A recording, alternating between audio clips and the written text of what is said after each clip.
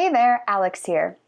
For those of you new to Behind the Podium, I just want to give you a heads up that we do use adult language.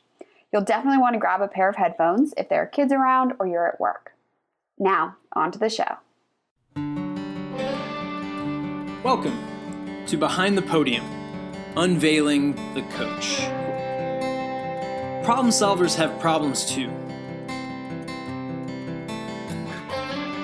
So here at Behind the Podium, I, Jared Cohen, and my co-host Alexander Ellis discuss the struggles, philosophies, demands, and practices of the coach, or said more broadly, health and wellness practitioner.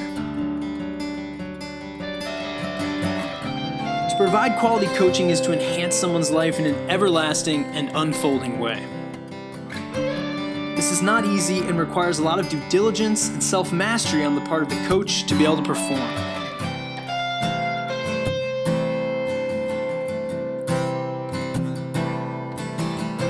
So without further ado, join us as we dig deeper into the depths of the coach's mind.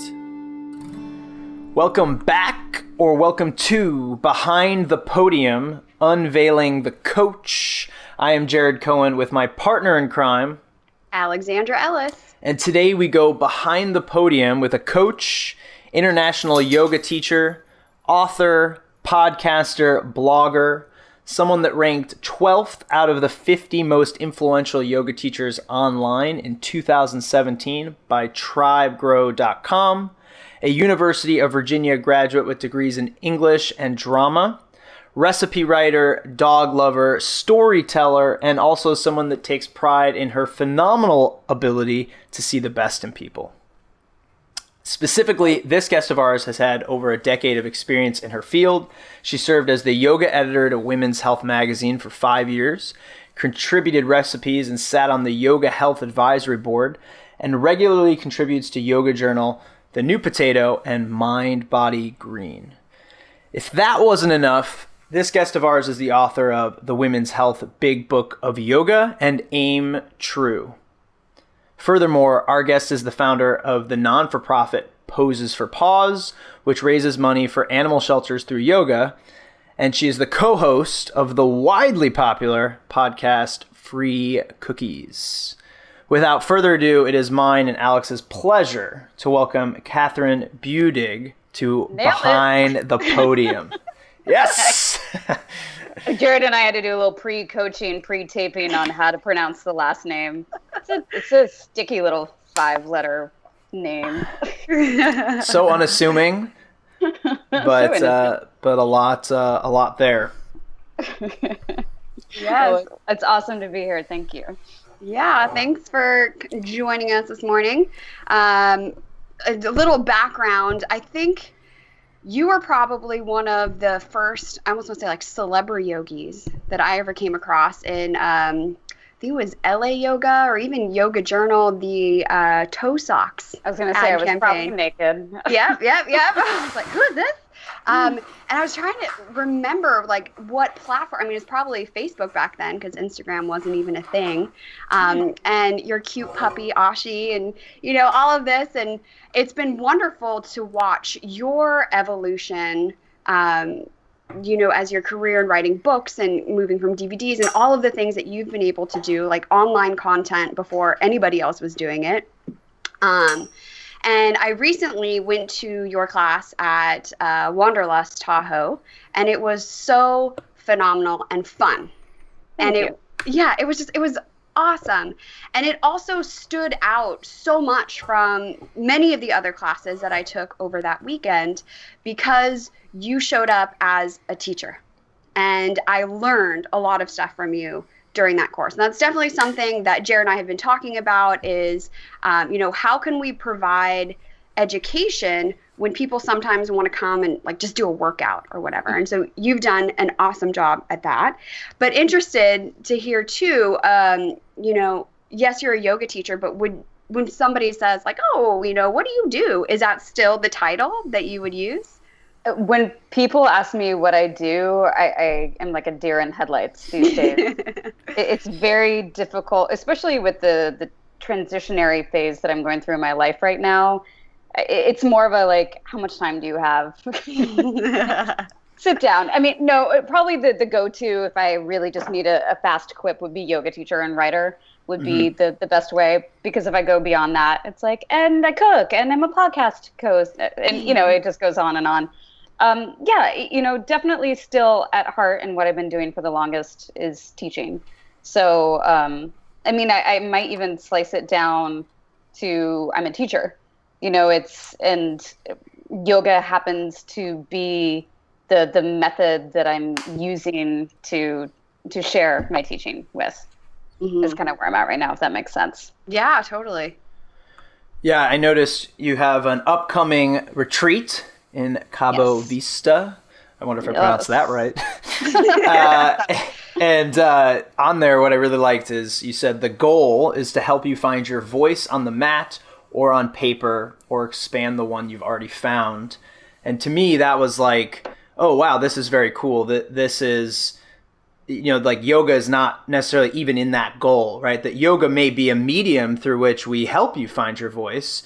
And it may be one of the ways that we facilitate some of the uncovering on the mat, but the higher context is helping you get some more self-discovery and self-examination.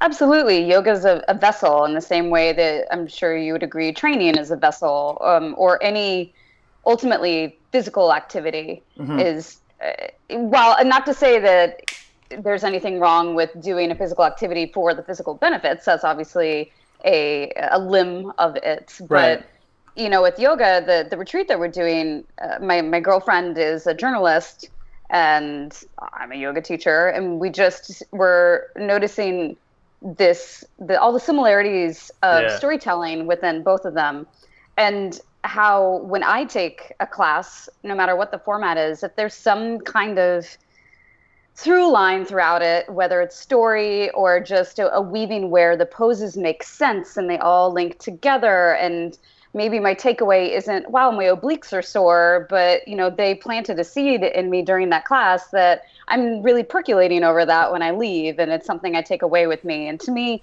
those are the most fascinating classes that I can take, because they inspire me beyond just the physicality of the hour, whatever have you experience that I'm doing. Totally.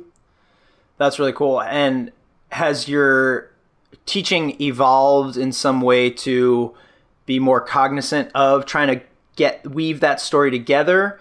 What's that process been like for you, and maybe changing the way you teach in order to have more of that contextual impact? Sure. As a baby teacher, I was just kind of regurgitating what my teacher sounded like. And I would get out there, and I knew if I sounded like my teacher, I must be doing okay, because she's genius. I was talking about Matthias Roddy, is my mentor. And, like any teacher, that's probably going to be the beginning of your career, is just bouncing around like a little mini mentor me. Right. And then with time, you find what is it that actually inspires you within your craft. Like what you can really zone in on and be like, this is what's important to me. And that started out physically for me, where I loved arm balances and I loved inversions. And I found out that I was gifted at breaking them down in a digestible, accessible way. So that became my big thing as a teacher. But then as you get older, you also realize, wow, there is so much more than just the physical aspect of what I'm teaching right now. And especially within yoga, there is so much storytelling. And whether it be I'm storytelling through the apex of back bend. And so like, what emotionally does a back bend make us feel? And how can I weave that into the story? It might be seasonal. I'm trying to connect it with what's going on politically in the world. I'm trying to connect it with something current events. Or sometimes I'm really on the nose and I'll straight up connect it to like a fairy tale or a story that already exists, and then find ways to take the physical poses to mimic highlights of a story that everyone knows and loves. So just a way to pull people in. Yeah. Wow. Yeah, because I think too, you can get movement anywhere, Sure. like YouTube and the internet. You could go to a class at the gym, like wherever. But what sets a phenomenal class apart is something higher than just like the physical stuff, like a teacher who is actually teaching, or, like we're talking about contextualizing and providing the storytelling aspect to it. It just, do you have any suggestions on how to like hone that skill? I guess we'd go on retreat with you, right? Yeah, well, there's a fortunately for you retreat coming up in Cabo. It's one of those things where, to a certain extent, I kind of feel like you have it or you don't. There is a need, a deep desire to want to do more than simply instruct. It's kind of like when if someone calls me a yoga instructor versus a yoga teacher, it ruffles my feathers because I don't instruct, I'm a teacher. To me, there's a very, very distinct difference between those two titles. And anyone can bark commands. Anyone can learn how to tell someone where to put their hand, or how many weights to lift, or how many reps you're going to do it for. And then, do you evolve into actually teaching someone something, and something that is a takeaway for them? It's practice. I mean, in this day and age, it's advice that probably really pisses people off, but the only way to hone these skills is through time. Absolutely, through repetition and time, and actually taking the time to be a student is important. And it doesn't matter how far along you are in your field, how respected you are, still taking the time to take off the teacher hat and slip into the pants of a student and observe and absorb as much as you can. And I mean, I also recommend to my students, like, go read fiction. Don't just immerse yourself in yoga literature if you want to be a better yoga teacher, because then you're just in a freaking echo chamber. And I think we can all agree that true change and evolution doesn't happen in an echo chamber. So I'm not saying don't focus on what you want to be good at. Obviously, that's very important. Keep doing that.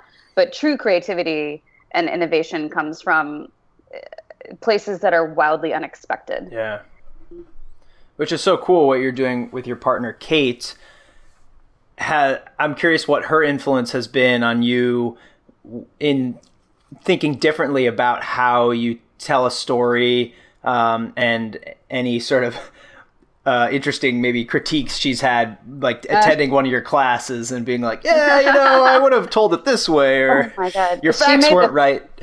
She made the funniest comment. She's out of town right now, and she took a yoga class on the road, and I was asking her, how was it? Yeah. And she said, well, the yoga teacher had the personality of a towel. And she's like, and not even a beach towel, like just a plain old regular white bath towel. That's like, wow. Tell me what you really think. That was just a really, really good one. I think what is fascinating, because she's in the sports world, and, we all have our little bubbles that we live in. And there's the big bubble of wellness, and then within that, I'm sure there's, the trainer world, there's the yoga teacher world, there's the Pilates world. And within every world, we have our buzzwords. Like, for example, in yoga, the word authentic, even if used authentically, is such a trigger word for me, because I'm like, duh, it's the most ubiquitous word out there right now in the wellness world. And so with her, there's certain words that I'll say that I don't think are commonly used. And she'll be like, oh God, that's such a buzzword. I'm like, what are you talking about? But in her world, that's something that is kind of a throwaway word when you don't know what to say. So it's been really interesting from that perspective, just depending on what area you are and what people you hang with, something that might seem incredibly fresh to you is old news to another group. So it's encouraged me to just really analyze groups outside of myself and the people that I'm normally hanging out with, and trying to learn information. I can tell you a lot more about quarterbacks and stats stuff than I ever used to be able to. That's funny. But yeah, just seeing what is the language of the storyteller within each genre and world. But being able to talk sports, my husband and I have been together now for 10 years, and I knew nothing about sports when I met him, but so many of my students know about sports. And so he's a nerd too, just got into golf. And then that provided another level of storytelling to some aspect, but also connection with my students. Because now I'm like, I don't know how to do it, but I can sort of talk about some of the people I see on our television over the weekend, And that's huge, because that's what do people bond over? That's so common. Do you have a sports team that you love? Have you ever cried watching something on TV when your team didn't win? Most of us at some point in our life. And so that's an instant, even if we don't speak the same language, I can be like, Jayhawks, Patriots, and people are like, oh, yes. Yeah. So got it. Yeah. Oh, yeah. Yeah, and obviously you don't want to get too in your head about who are all the people in your class that you may elicit one of their buzzwords, because ultimately you're never gonna. You can't keep up with that. You can't keep up with that, but it is an interesting thing, and I know it's something Alex and I have talked about before. It's like to have that conscientiousness about like who is in the room and what are some sort of cues or things you may say that you don't think anything of, but could be very triggering for someone else. And just having some of that awareness and that sensitivity, and also the willingness to kind of reflect and evaluate how did that go, and what might have been some of the things that didn't land as well as they could have. Yeah, and I think that's a faux pas in fitness-oriented classes all the time. And what sets me off is I don't like it when teachers tell me how I'm feeling. Yeah. And that happens all the time where, I know you're thinking this right now, and I know you're just so full of anger, right? You just want to dig that anger out, don't you? It's just been in there forever. I'm like, no, actually, I'm really good right now. And interesting, yeah. And not to say that I completely understand where people are coming from. And this is something I learned at a very young age as a teacher, where, I don't know, I had people in Warrior 2, and I was talking about, this probably makes you feel horrible, right? And all you want to do is get out of this pose. And I was like slamming them with the negativity. And I had a very frank student come up to me afterwards, and she just squarely looked me in the face, and she's like, I was having a really good day until you told me all the reasons that I shouldn't be having a good day in Warrior 2. So you might want to rethink what you're saying when you're teaching publicly. And it was just at first I was like, wow, what a bitch. But then, ballsy. I quickly realized she was absolutely correct and gave me such a gift. So it's not to say that you can't address negativity, but you can never assume someone is happy or sad or strong or weak. And I try to do that a lot, and I have a class called Uneffable, and it's really breaking down how people are actually feeling on the inside versus this interpretation of what we see, the glossy exterior shell of the person next to us, and dropping our projections, basically. Yeah, the projection piece is huge. I always think about it like when you go to a massage therapist and they're like, you are so tight. It's like, thanks, I know, that's why I'm here. Yeah, right. And this like, and in a lot of ways, like that comment isn't helping me relax anymore. It's now making me think like, oh God, like I need to come here all the time. And now I got to make time for this, because clearly I can't survive without you like working out my tightness all the time. I know. IT bands from hell. Yeah. Well, I think too that people forget, when you don't put yourself into this, the space of a student, you almost forget how persuasive you are as a teacher. Oh, yes. Like so many people walk in the room and they're just like, okay, tell me what to do.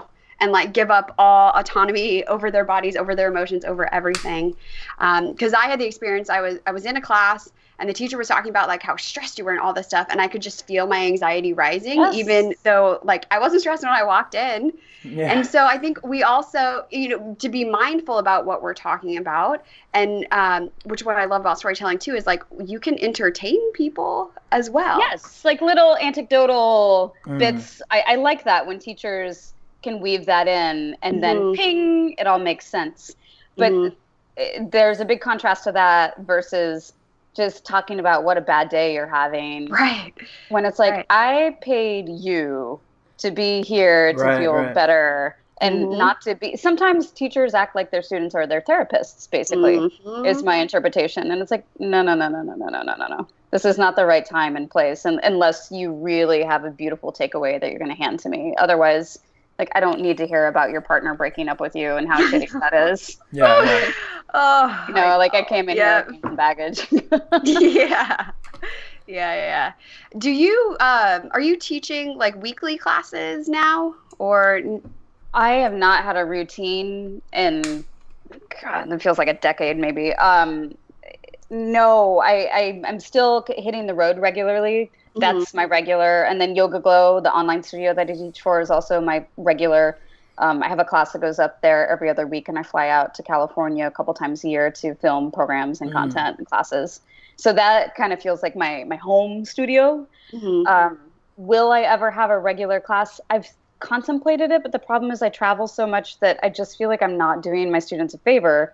Right. Because in order to truly grow in any context, you need that repetition. Right.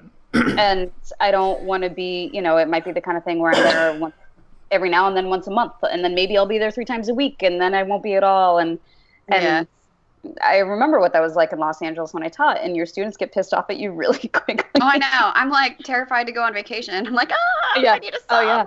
I know, one sub, and they, you know, look at you with the hairy eye.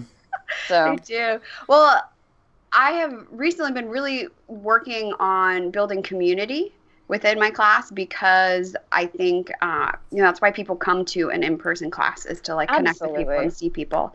Yeah. So curious how you craft community when you are, walking into that room for that one moment, like that's the moment of community for that workshop or whatever you're teaching.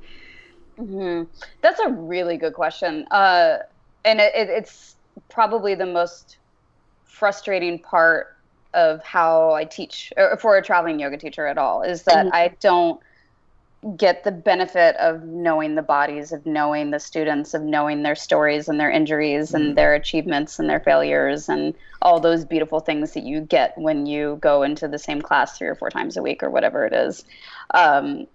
So my approach is, one, it's not uncommon for me to do some kind of partner work, which a lot of people hate because they're like, oh God, touch another human. No. But I'll try to, whatever that partner work is, to make it, as not a big anatomical thing, but rather something silly and stupid, where it leaves you no choice but to laugh. And then it quickly becomes a shared experience versus this like, oh my God, when is this going to be over? And I'll try to do that towards the beginning of the class just to break the ice.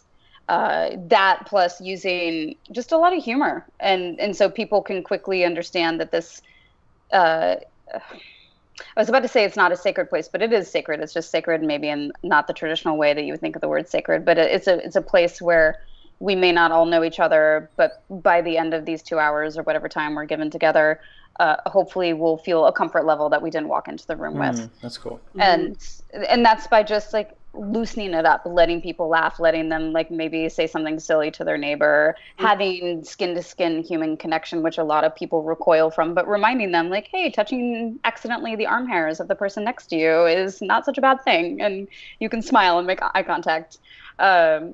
But yeah, it's hard. I do get repeat students, especially at Wanderlust. I'll see people that I know at those kind of events. But I miss my regular students. I couldn't, oh God, I remember the last 2 classes I taught in LA, and I taught there for 8 years, and I made it through the entire class. And by the time I got to Namaste, I like choked it out. It was like this, sobbing in a puddle in front of everyone. So sappy. But yeah, it's something that it's never going to be the same. Honestly, it'll never be the same as having your normal people. Yeah. But I think that play, because I remember at Wanderlust, we did the tree pose, and you were talking about the aspens, and we were all hanging on to one another, and you could feel that we were all wavering, but holding each other up. It's so cool. My friend Gina Caputo taught me that. I love it. It's a great icebreaker for people too. I guess we should maybe explain that, because people are listening to this like, yeah, trees, cool. My friend Gina Caputo, who's a phenomenal yoga teacher out of Boulder, Colorado, and huge nature lover. We we were at the Yoga Journal conference in Estes Park one time, and we were sitting under a bunch of aspen trees. And if you don't know what an aspen tree looks like, it has these beautiful little delicate kind of paddle looking leaves. And when the wind blows, it looks like they're clapping. So if you're lying under a tree and the wind's blowing, we sounded like we were so high, and I swear we weren't, even though we were in Colorado. But we're lying there looking at these aspens, and the wind would blow and be like, yay! And then it would stop. The wind would blow, yay! So not only are they the happiest trees, but they always, when you see them, there will be a bundle of them. And the thing that's so cool about aspen trees is that they all share the same root system. So technically, each individual tree on the surface underneath is all one united organism. And so Gina taught this really cool where you'd all stand in a tree with the arms around each other and then start to wave, because even though you're one individual, you all feel the same root system. And so it's this really cool way to connect an entire group of people. And then, you like make them kick out your legs and do things where you almost would fall over if you didn't have the support system of someone else holding on to you. And it's super esoteric, but it's cool. It's a nice little nature lesson and community connection. Wow. Yeah. As well. And I think too, because I just taught a 3-day hips intensive, and we did some partner work, and some of the feedback that people shared was like, oh, I hadn't, thought of that specifically, but partner work is such a great way to have fun. I think sometimes teachers might stay away from it because you do have to give up an element of control over the classroom. Yes. And so I think people are afraid of that. But for the students, it's such a great experience. I think I've also learned for the teachers listening, when you're doing partner work, make sure whatever it is that it isn't super nuanced.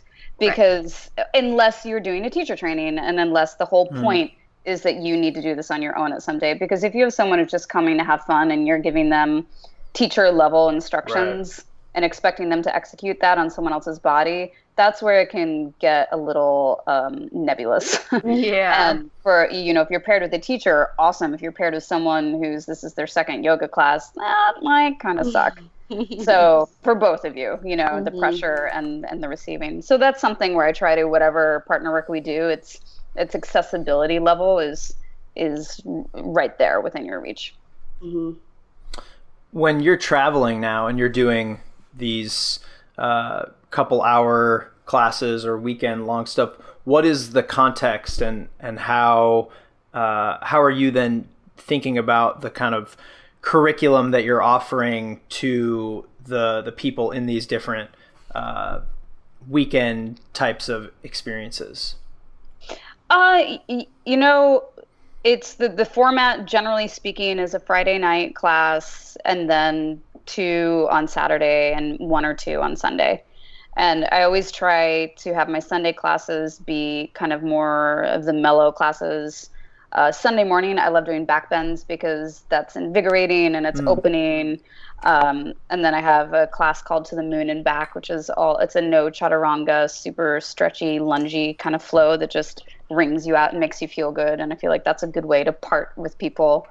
The Friday night is often some kind of lecture or community-based start. I do my Uneffwithable a lot. Something that's let's just get to know each other and really get in there. That way, by the time you come back Saturday morning, you're like, holy crap, you know everything about me. So let's do this. Interesting. Yeah. And my Saturdays, I tend to keep really high energy. Those are my, core or hand balance or inversion style classes where, they haven't burnt out yet. If you put inversions on a Saturday or on a Sunday, that's doesn't always go over so well. So just trying to energetically find the arch of the weekends and what can people, it's also 5 sessions in a weekend. That's a lot right of yoga, assuming people are going to do all of them. So trying to pace it well. And is it normally a mix of people in the room, just practicing yogis, or is it teachers as well? I would say over 50% every time teachers. Okay. Maybe even slightly higher. Whenever I ask, a lot of hands go up. Okay. And that doesn't surprise me because I think if someone's going to take the time to dedicate their weekend and their money to do that, they probably have more interest than just yoga. Then obviously some people just really want to learn more. Yeah. But yeah, and that is pleasing to me to see that there's so many teachers taking the time to expand and take with a teacher that they didn't necessarily do a teacher training with. And it's smart. I recommend that for anyone. Definitely. How has your approach to teaching changed, or how has it had to change based on these different mediums? So like you have, maybe these weekend workshops versus something you're doing for Yoga Glow, or something when you're offering content in a book or on Instagram. Like, has obviously now there's just like almost too many mediums. Is there conscious thought about like the kind of different packaging of your approach? I don't know if it's a conscious packaging. I mean, something like Yoga Glow, actually, it's a love dread experience, because I'll probably film, 20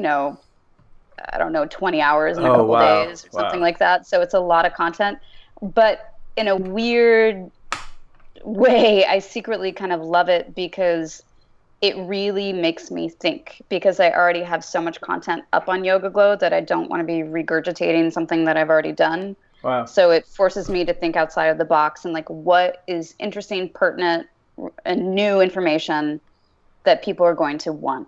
And I've been doing more courses and programs for them. So, and I don't want to be like, this program's about arms and we're going to do arm stuff, which, and I ain't knocking that. There's nothing wrong with that. But just for me, I'm bored. Right. I've been teaching long enough that just to do something, and, I have friends, and I'm not one of these people who, like Tiffany Cruikshank or Gina Caputo again, like big time anatomy nerds. And, they could really fixate on the anatomy, and I could learn a lot from that. But I personally, if I just focus on that, I'm like, ugh, I need something to inspire me. So it's not just what's going to inspire my students, but what's going to inspire me to teach it. Totally. And if I'm not inspired to teach it, I highly doubt my students are going to be enjoying what I'm offering. So step one, what is interesting in my life? Okay, cool. How can I start to take what's interesting in my life right now and convert that into material that falls into the realm of yoga, and then write up something that is going to not only make sense, but help people who take it. So I love YogaWorks for that sense, or excuse me, Yoga Glow. YogaWorks is where I trained. But then Free Cookies, for example, the ESPNW podcast that we do, that's kind of interesting because it's supposed to be a blend of wellness, sports, and pop culture. Right. So it's Kate's background with my background, and that's really fun because it'd be like, okay, who's the guest? If we have someone like Misty Copeland, cool, that's the athletic part. We can just do whatever we want and talk to her. But, if we have Sean Korn on, it's like, all right, now we need to find the sports scene. But how can we talk sports scene to people who, like Alex might be like, what? I don't really follow a lot of sports. So like, how can we make that interesting? And that's been really fun because we can't just look at like, oh, we're going to talk about the score from the game last night. We take whatever's going on currently in the sports world, and then how can we make that applicable to my world and vice versa. Right. Wow. Wow. Fascinating. So that's been really fun for us. And then with the podcast, it's just all about, we want to start important conversations. We want to talk about things that we don't think are getting enough airtime. We want to interview people not for what they're known for, try to, it's like you can hear them or listen to this interview anywhere and get that information. We don't want your background story. Like, tell us what's top of mind for you. If 100%. You're sitting down at dinner, what do you want to talk about? What's interesting to you?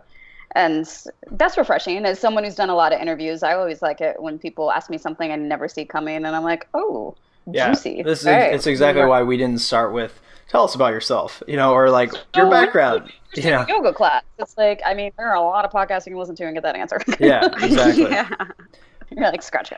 Oh God. What kind of prep have you guys like gone through, or I'm curious what sort of are some of the behind the scenes conversations of like just hanging out and like, oh yeah, that's a great podcast like idea, or does it kind of come organically, like when you guys are, or is there more of like okay, we got to sit down, we got to do our little like podcast, think tank? The benefit of this podcast is we live together, obviously, so there's no escaping each other. To the point where sometimes it'll be like 9 p.m. and an idea pops into my head, or Kate's, and I'll be like, oh my gosh, blah, blah, blah, blah, blah. And, we'll be like, yes, but that's it. No more talk about work tonight. Write it down, put it in your notes, and we'll tackle that later, because it's not okay to do work right now. So there is trying to draw that healthy line of, we need to have a romantic personal life versus be intelligent partners in work. But we always come in, when we're interviewing someone, we always come in with an outline of questions that we think are interesting. Mm-hmm. If possible, we always try to sit down with people or get on the phone with them beforehand, because I cannot tell you, pre-interviews are huge. Because then you've created some level of comfort with whoever it is that you're talking to. Totally.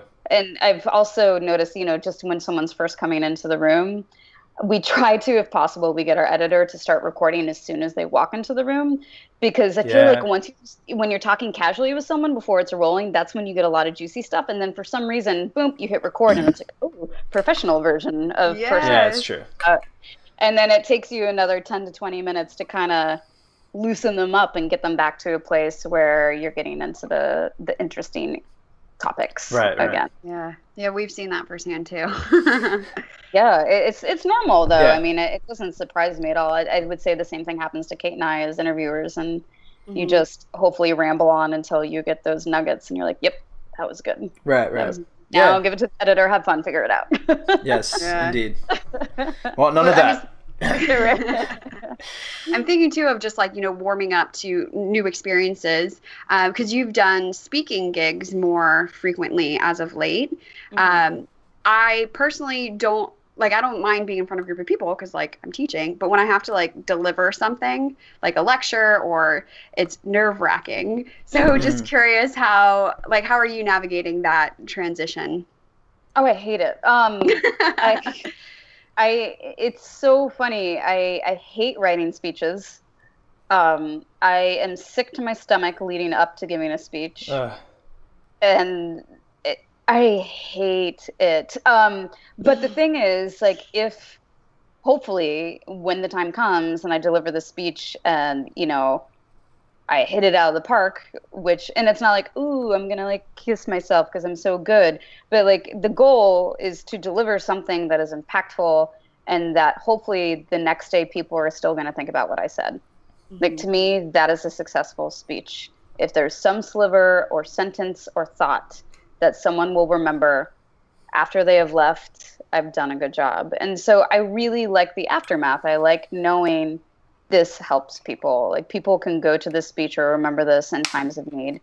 And that I try to remember when I'm sick to my stomach and trying to put it together, because I'm not a stand at a podium and deliver a speech kind of person.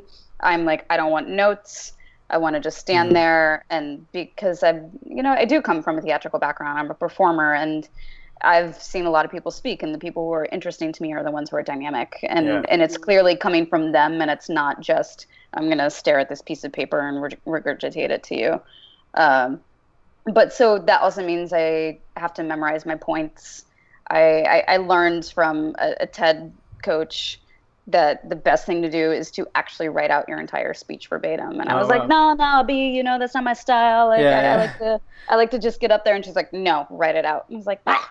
And that was a speech that I delivered for the MindBodyGreen Revitalize, which was about body image, which was one of the better speeches that I've given before. And I recited that freaking thing, I don't know.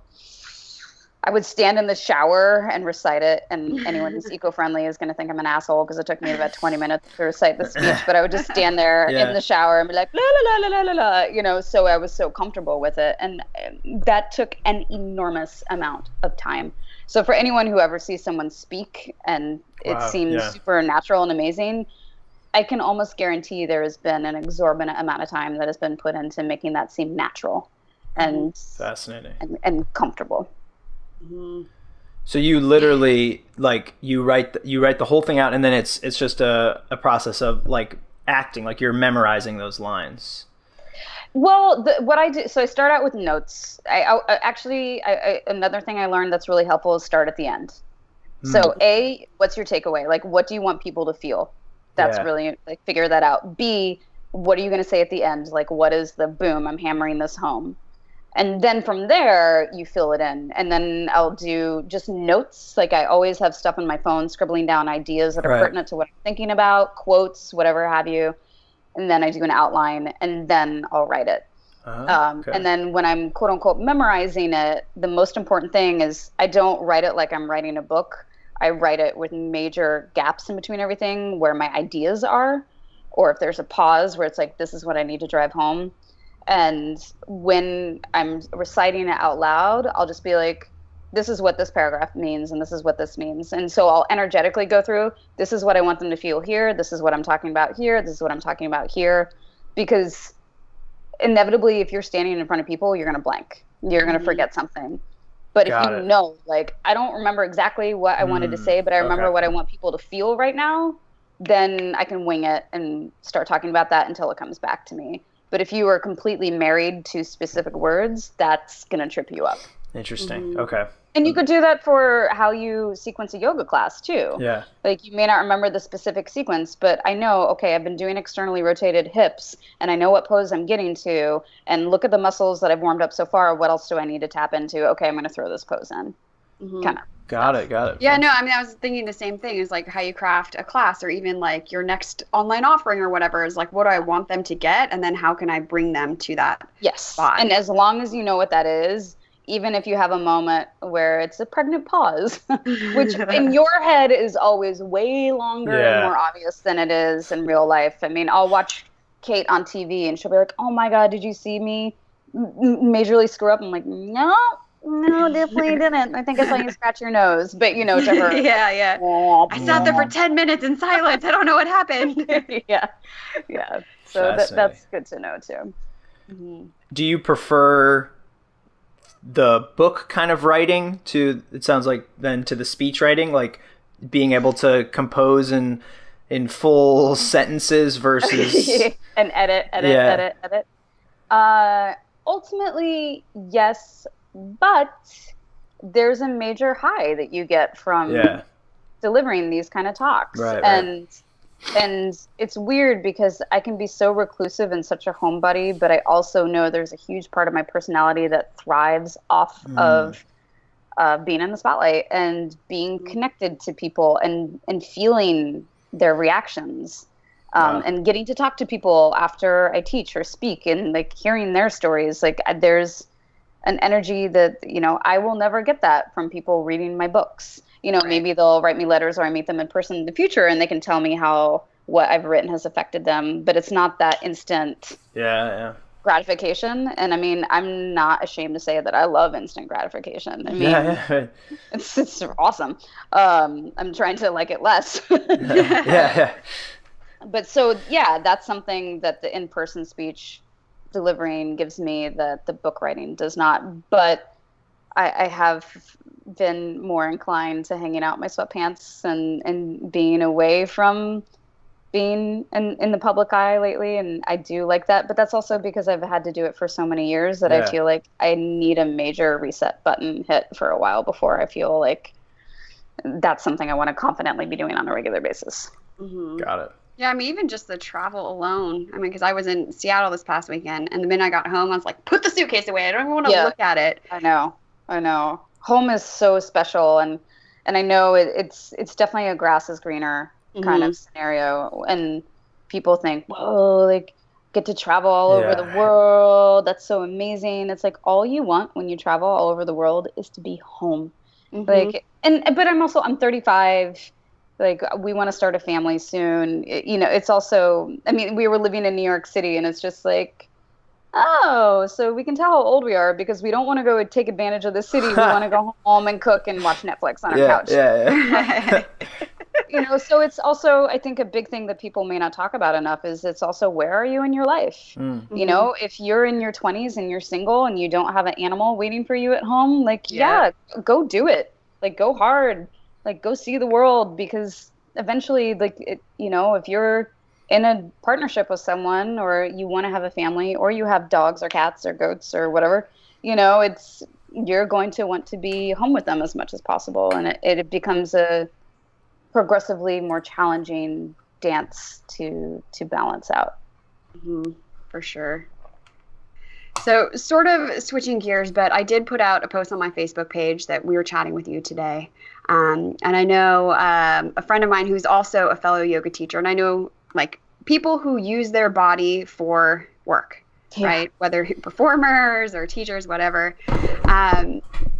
When your body is your paycheck, how do you navigate dealing with injury? Because I saw you did a post on Instagram about, forcing yourself to go to the gym, even though you hate it, but that's what helps to keep your body feeling better. And especially when everything you do is so public, just how have you kind of waded through the waters or sludge of that? Sludge. The blessing about being a yoga teacher is, yes, like you have to use your body. It's very physical, but at the same time, and this is something that my teacher Mati always taught me, is that instruct with your words, not with your body. Mm-hmm. And I can't say that I'm against physical demonstration, but I do think that people lean on it too much. Right. Like, here, let me show you what it's going to look like. And yes, there's so many people who are visual learners, and so I think that's important. But more importantly, can you describe in detail physically what someone needs to do with their body to achieve the same thing? And again, when I was in my early 20s, like I could pop into stuff, no big deal, and be fine. And now there are things that I'll demo, and an hour later, it's like, damn it. Like, that was not a good, because I'm not warm. You're never, unless you're doing the entire class with them, going to be warm enough to just demonstrate something aside from a select group of poses. So that's something to be careful of. But with the injury, it's very easy to fall into the pity party with the injury. It's made me smarter. I've learned a lot through rehab. It's also made me way more empathetic to people who might have some kind of disability going on, or even not even disability, even like a tightness or a misunderstanding of how to do something. Because if I feel pain or tightness immediately where I never felt it before, how do I fix that? And so how can I teach that to someone who always feels that way? And, it's like I have some very limber friends who are like, I'm going to teach you this and this and that. And it's like, okay, that feels good to your body, but to a very large percentage of humans, that's going to feel like crap. Yeah. And it's important for us to often get hurt to understand, oh, right, this doesn't feel good. Mm-hmm. So that's definitely the blessing, is it's going to open up your sphere into a much larger group of students who will appreciate what you have to offer. But just like the physicality of, I think one of the hardest things for me that I still struggle with sometimes is this fear of judgment of what should someone who does a physical, like what should a trainer, what should a teacher look like? Mm-hmm. And, if you don't have this super tight, ripped, fat-free body, like it's so weird. I've never, that's not true. I've rarely had people make rude comments about my body in person. But I think, we all have this internal ticker tape of judgment about ourselves and the sphere of what people might think about us. So if I don't feel like I'm in the kind of shape that I want to be in, or if I'm wearing something that's kind of tight, that's not really showing off my body in a way that I feel comfortable, it's very easy for me to, this is like so self-absorbed, but to think that people are spending all their time looking at me and being like, ooh, gosh, she's put on some weight, or like, wow, do you really do a lot of yoga? And again, this is like my own body neuroses that happens in my head. And that's something that's fluctuated throughout my career, of this fear of like how I'm being perceived. Yeah. You're definitely not alone. Oh yeah. And that's the thing. I would garner that most people have felt this at some point in their lives, whether it's the teacher or the student. And the comedy is that we're all too busy fearing what people think of us to take the time to judge others. Right. Yeah. And I've just got to say, as a teacher and as a human, I am so honored and in awe of when people just don't give a F, and like someone who might not have your magazine sports bra kind of body, and they rock a sports bra, and it's like, yes, thank you. Yeah. Or, just something that is, you think that's being preserved for the size 0 LA girls or something like that. And I just, the more people who put themselves out there just as they are, I cannot say what a huge difference that makes. It's truly, truly, maybe even life-saving, honestly. So for people to really let up on the filtering and the editing of the photos, and I'm not going to share this because this doesn't show me in a good light, or damn, my cellulite is showing in that photo. It's like, we all have it. Like, why are we so busy trying to airbrush it out of a photo and pretend like that isn't there, and so I don't know, it's a constant, like, I try to teach that, but it's also something that I'm trying to teach myself on a regular basis is, you can't ask people to be honest if you're not being honest yourself. And you can't just share your good photos, and you can't just share your good side. And it's a complicated business, especially, I was in Los Angeles for 8 years in the yoga world. That will scar you forever. The expectations are so intense there, so intense. And so, I think for everyone on that journey, which I'm assuming most people are on that journey, it's just be as honest as you can, be kind to yourself, don't beat yourself up. That we all have this internal battle that's happening, and as my best friend likes to say, someday we're going to be sitting on our porch in our 90s when our nipples are brushing our knees, and we're just going to look back and be like, why did we waste so much time thinking we weren't perfect? Goddamn, we were good looking. And I always laugh when I think about that, and it kind of smacks me back into just be grateful. This is a body that functions, and wow, freaking lucky. And to drop this, like, who said there is no ideal, there is no perfection, it's just a projection, and trying to get back into a place where it's like, okay, cool, I'm good, let's go.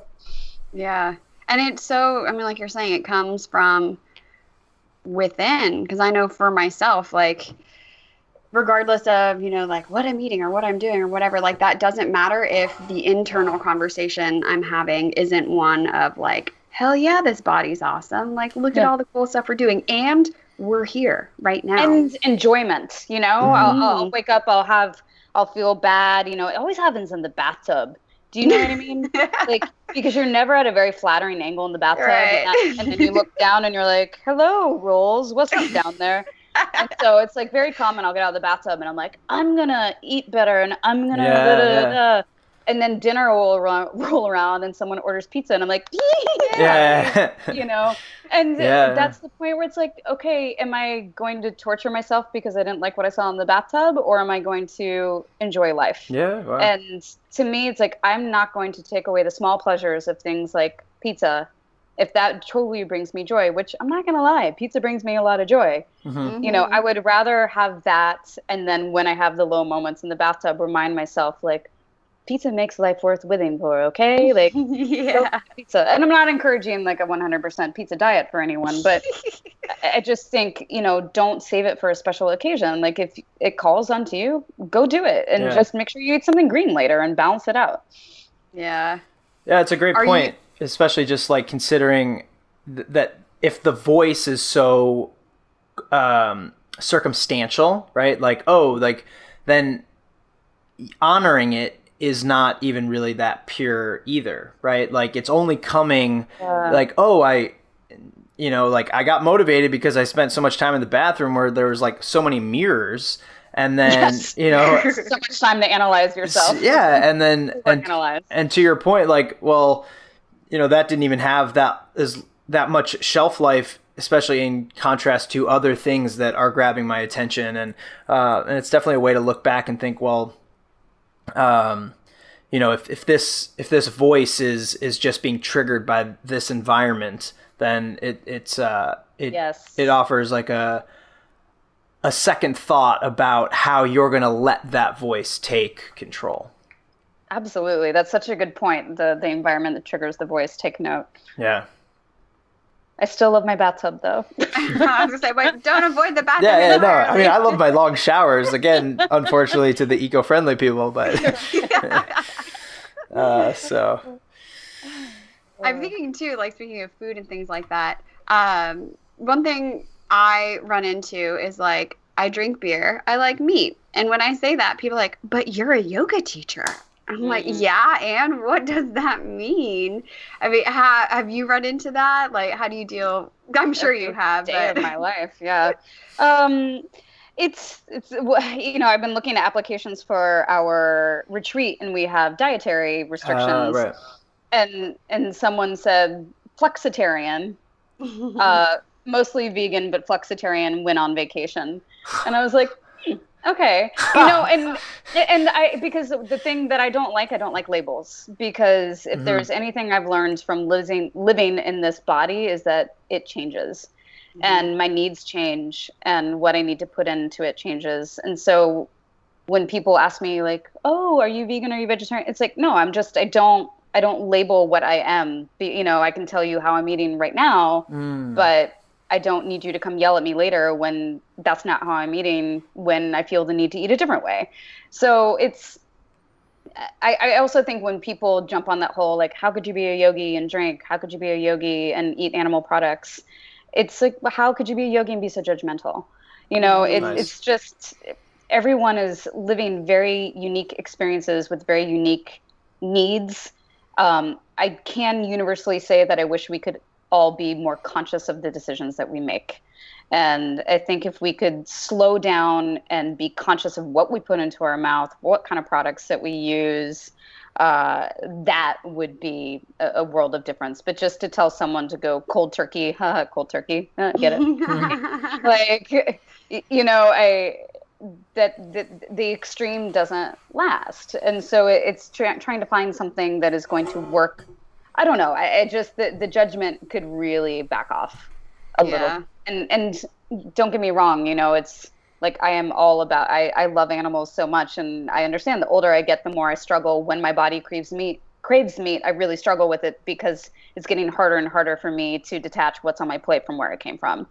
And so when I have meat, it's like, I really need it and I crave it. And I'm very careful about what source it comes from. I also grew up in Kansas, where I grew up on Hamburger Helper every day. So it's, I've run the gamut of all different kinds of eating in my lifespan. So I don't know. I think that, one, it's to be expected that you'll get judged, and two, don't let it get to you. And I know it's hard to say don't let it get to you, but just, I think the other interesting thing is, instead of just getting mad, maybe try to start a conversation. If someone has such conflicting views, be like, why do you feel that way? And can we talk about this? Because I'd really like to hear your point of view. Yeah. And I would love to give you mine. And maybe you'll walk away all kumbaya at the end of it. Yeah.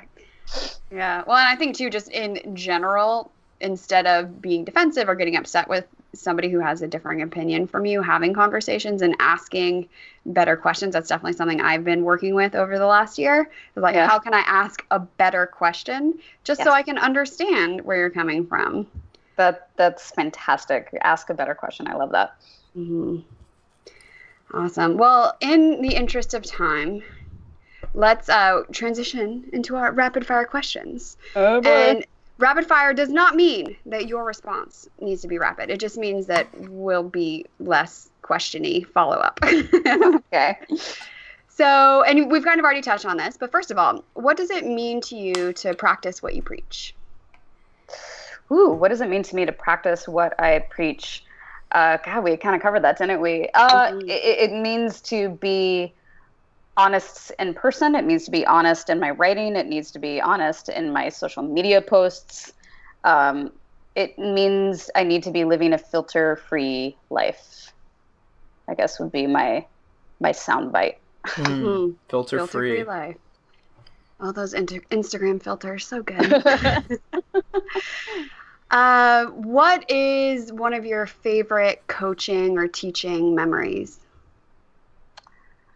Oh gosh, I have so many fantastic memories with Mati Israti, where no. You know what? I got a better one, actually. Chuck Miller, who was one of the people who trained me, and we were learning handstands during our 200 hour, and there were 40 of us, and pretty much everyone kicked up against the wall except for me, and I'm flopping around like a fish out of water. And Chuck Miller waltzed over, stood behind me, effortlessly helped me up into the handstand. I came out of it. I'm sobbing because I'm so mortified. And he just simply kind of touched me, and he was like, you physically have everything that you need to do this pose. It's when you're ready here. And he pointed to his head. And that was definitely a little anecdotal story that I share with my students all the time, and something that I press the rewind button on in moments where my pride is getting in the way when I'm trying to learn something that I feel that I should be able to do, but clearly I'm not ready yet. Yes. Such a good lesson too. Such a good It's a hard one. It's a hard one. What is your biggest coaching or teaching pet peeve? When people tell me how to feel, it makes me crazy. You know, I will turn out so quickly if you come in super strong telling me how angry I am, because then you make me angry. Stop making me angry. Stop making me angry. All right. And then lastly, any topic in fitness, nutrition, psychology, whatever, that has you most on the fence currently? Goat yoga. Goat yoga? What's that? Have you done it? No.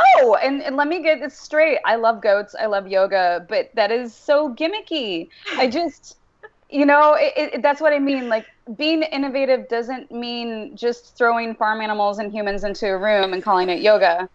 Like, I would like to see people maybe, you know, think that one out just a little bit more. Although I'm sure if given the opportunity to do Go Yoga, I would have to try it at this point. Wait, so it's doing yoga with goats in the room? With baby goats. Yeah, and they climb all over you while you're doing yoga. And poop on your mat. Right, super cute. Yeah. It's like, or you could just go hang out with goats. Yeah, right. You could just go to an animal farm. Doing yoga at the same time. I'm going to add one more in here. One more question. I'm curious, with being a fiction fan and an English major, what's a favorite or a touchstone fiction book of yours that really continues to be a driving force or something that you reflect on and how you want to tell stories or think about stories? There's an Irish author, John Connolly, and he wrote a book called The Book of Lost Things. And it's very much the way my brain works. And it's basically the story of a little boy who gets thrown into another realm. And he runs into these cast of characters that we all know very well through like the Brothers Grimm and what have you, but it's really dark. Like, it's super dark. It's not a child's book at all. And it's just dark and twisted, and it's kind of like this Brothers Grimm meets the original, like, Alice in Wonderland with this modern spin on it. And it's you know, someone who grew up on fairy tales and still really loves them. I would love to eventually create a story in that vein, because it's just something that, and his prose is beautiful. He's just an excellent writer. Awesome. So it's stuck with me. That's great. On the list to read now. Well, thank you so much for taking the time to sit down with us today. I've taken a copious amount of notes, and we'll be listening to this episode a few times to make sure I get it all. Awesome. But where can people find you on the internet if they want to come hang out? KathrynBudig.com is my website, but probably the more happening will be social media, and all my handles are at Kathryn Budig, and it's KathrynBudig. And then you can listen to us on Free Cookies, which is on Apple Podcasts or on the ESPN app. Awesome. Are you allowed to change what your favorite cookie is?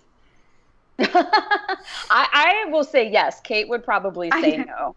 I'm much more lenient with the cookie rolls. There must be a specific set of cookies, and you can only choose from this list. Dear Lord, she gets fired up. Free cookies for everybody. Well, thank you so much. And hopefully next time you're out here in LA, I'll crash your yoga classes. Yes. Are you still doing the open ones with students? I am. I'm going to be back in January, and I'll post dates once I know what the open classes are. Oh, awesome. Yeah, Jared and I will come crash. Yes, for sure. See you all there. Cool. Thank Awesome. you. Thank you. Take care. Bye. Bye, guys.